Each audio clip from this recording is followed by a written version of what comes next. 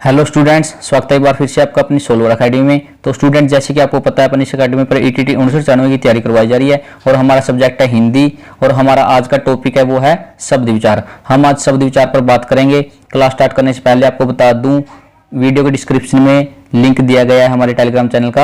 अगर आपने वो अब तक ज्वाइन नहीं किया तो वहां पर जाकर हम हमारे टेलीग्राम चैनल से जुड़ सकते हैं। और अगर आपको किसी भी सब्जेक्ट से किसी प्रकार का कोई भी डाउट है तो वहां पर अपना डाउट क्लियर कर सकते हैं। ठीक है स्टूडेंट, तो स्टार्ट करते हैं हम आज की क्लास। आज की क्लास में हमारा पहला पॉइंट है शब्द, यानी शब्द किसे कहा जाता है। एक या एक से अधिक वर्णों के बने सार्थक समूह को शब्द कहा जाता है। क्या स्टूडेंट्स, एक या एक से अधिक वर्णों के बने सार्थक समूह को क्या कहा जाता है? शब्द कहा जाता है। जैसे घर हो गया, पक्षी हो गया, राम हो गया, श्याम हो गया, मोहन हो गया, इनको क्या कहा जाता है? शब्द कहा जाता है। आगे है शब्द के रूप। शब्दों का वर्गीकरण दो रूपों में किया जा सकता है। कितने रूपों में किया जा सकता है? दो रूपों में। कौन से हैं वो? सार्थक शब्द और निरर्थक शब्द। आगे देखते हैं सार्थक शब्द किन्हें कहा जाता है और निरर्थक शब्द किन्हें कहा जाता है। सार्थक शब्द, जिन शब्दों का कोई अर्थ निकले वह सार्थक शब्द कहलाते हैं। जिन शब्दों का कोई अर्थ निकले वह क्या कहलाते हैं? सार्थक शब्द कहलाते हैं। जैसे गुलाब, आदमी आदि जो भी शब्द होते हैं जिनका अर्थ निकलता है उनको क्या कहा जाता है? सार्थक शब्द कहा जाता है। आगे देखते हैं निरर्थक शब्द।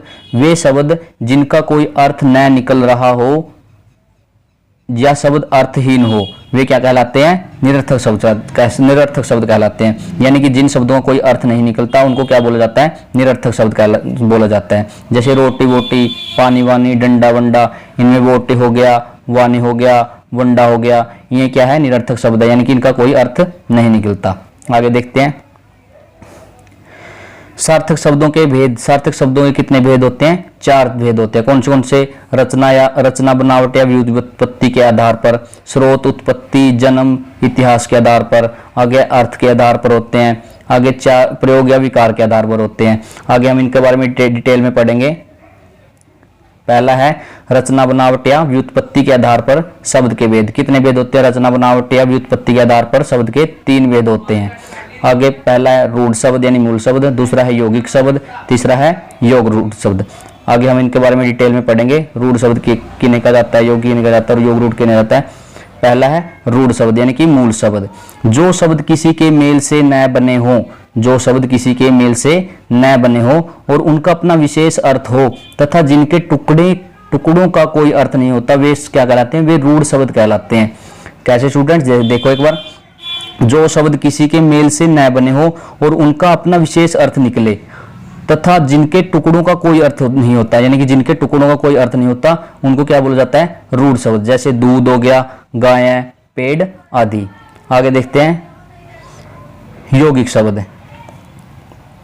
ऐसे शब्द जो किन्हीं दो सार्थक शब्द, ऐसे शब्द जो किन्हीं दो सार्थक यानी जिनका अर्थ निकलता है, दो सार्थक शब्दों के मेल से बनते हो, यानी उनके टुकड़ों का भी अपना अर्थ होता है, उन्हें क्या बोला जाता है? यौगिक शब्द। यानी कि ऐसे शब्द जो किन्हीं दो सार्थक शब्दों के मेल से बनते हो यानी उनके टुकड़ों का भी अपना अर्थ होता है, वे शब्द यौगिक शब्द कहलाते हैं। जैसे दूध वाला हो गया, दूध वाला का अगर दूध प्लस वाला करते हैं तो इसको क्या क्या अलग, इसका अपना अपना अर्थ निकलता है, यानी कि दूध और वाला। प्रतिदिन हो गया, प्रति प्लस दिन। प्रधानमंत्री हो गया, प्रधान प्लस मंत्री। यानी कि स्टूडेंट्स देखो, दूध वाला में दूध का भी अपना अर्थ है और वाला का भी अपना अर्थ है। प्रतिदिन में प्रति का भी अपना अर्थ है और दिन का भी अपना अर्थ है। प्रधानमंत्री में प्रधान का भी अपना अर्थ है और मंत्री का भी अपना अर्थ है, इसलिए इनको क्या बोला जाता है? यौगिक बोला जाता है। आगे देखते हैं योग रूढ़ शब्द। योग रूढ़ शब्द किन्हें कहा जाता है? ऐसे शब्द जो किन्हीं दो शब्दों के योग से बने हो एवं बनने पर किसी विशेष अर्थ का बोध कराते हो वे शब्द योग रूढ़ शब्द कहलाते हैं। ये बहुब्रीहि समास ऐसे शब्दों के अंतर्गत आते हैं। यानी कैसे स्टूडेंट्स, जैसे किन्हीं दो शब्दों के योग से बने हो और बनने पर किसी विशेष अर्थ यानी कि तीसरा अर्थ का बोध कराते हैं वे शब्द क्या कहलाते हैं? योग रूढ़ कहलाते हैं। जैसे आगे देखते हैं इसके, जैसे पीताम्बर हो गया। पीताम्बर शब्द पीत और अंबर के योग से बना है। किस योग से बना है? पीताम्बर पीत और अंबर के योग से बना है। यानी कि पीत का अर्थ है पीले, यानी पीत पीले हैं जिसके अंबर यानी वस्त्र अर्थात श्री कृष्ण, यानी कि पीतांबर का अर्थ किसके रूप में प्रयोग हुआ है? ये पीतांबर का श्री कृष्ण जी के रूप में प्रयोग किया गया है। इसी प्रकार दशानन, गजानन, पंकज, लंबोदर, द्विज। दशानन का प्रयोग किसके रूप में हुआ है? रावण के प्रयोग में हुआ है। गजानन किसको बोला जाता है? गणपति को बोला जाता है। पंकज क्यों किसको बोला जाता है? पंकज का प्रयोग किसके रूप में हुआ है? कमल के रूप में। लंबोदर का किसके रूप में प्रयोग हुआ है? गणेश जी के रूप में। द्विज का किसके रूप में प्रयोग हुआ है? ब्राह्मण के रूप में। ठीक है स्टूडेंट्स, यानी कि दो शब्द मिलकर तीसरे अर्थ का बोध कराते हैं, उन्हें क्या बोला जाता है? योग रूढ़ शब्द बोला जाता है। आगे देखते हैं, उत्पत्ति या स्रोत के आधार पर शब्द के कितने भेद होते हैं? 4 भेद होते हैं। कौन से? तत्सम शब्द, तद्भव शब्द, देशीज या देशी शब्द, विदेशी शब्द। संकर शब्द को इसमें शामिल नहीं किया जाता है, इसलिए अगर आपको एग्जाम में आ जाए तो उत्पत्ति या स्रोत के आधार पर शब्द के कितने भेद होते हैं तो आपको 4 टिक करना है। ठीक है स्टूडेंट्स, आगे देखते हैं। तत्सम शब्द, तत्सम शब्द किन्हें कहा जाता है? जो शब्द संस्कृत के ज्यों के त्यों यानी कि बिना किसी परिवर्तन के हिंदी में ले लिए गए हैं। यानी कि संस्कृत के जो शब्द हिंदी में बिना परिवर्तन किए वैसे के वैसे ले लिए गए हैं, उन्हें क्या बोला जाता है? उन्हें तत्सम शब्द कहा जाता है। जैसे अंगुली हो गया, अंधकार हो गया, अग्नि हो गया, आम्र हो गया, कंकण, कजल, ग्राम, चंद्र, चैत्र, दधि, दुग्ध, भिक्षा, श्यामल, स्थल, हस्त आदि क्या होते हैं? इनको तत्सम शब्द बोला जाता है। आगे देखते हैं, तद्भव शब्द किन्हें कहा जाता है? तद्भव शब्द संस्कृत के वे शब्द जो अपना रूप बदलकर हिंदी में आ गए हैं। तत्सम में तो था संस्कृत के वैसे शब्द ज्यों के त्यों हिंदी में आ गए हैं, और तद्भव में क्या है? अपना हिंदी में क्या है? संस्कृत के वे शब्द जो अपना रूप बदलकर हिंदी में आ गए हैं, वे क्या कहलाते हैं? तद्भव शब्द कहलाते हैं। जैसे अंगुली से उंगली बन गया, अंधकार से अंधेरा बन गया, अग्नि से आग बन गया, आम्र से आम बन गया, चैत्र से चैत बन गया, हस्त से हाथ बन गया। ये क्या हमारे? ये तद्भव शब्द हैं। ठीक है स्टूडेंट्स, आगे देखते हैं। देशज शब्द किन्हें कहा जाता है?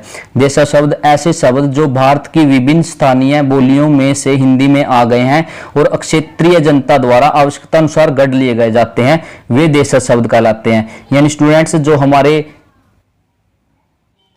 हमारे गांव में आम बोलचाल की भाषा में प्रयोग में लाए जाते हैं, उनको क्या बोला जाता है? देशज शब्द बोला जाता है। जैसे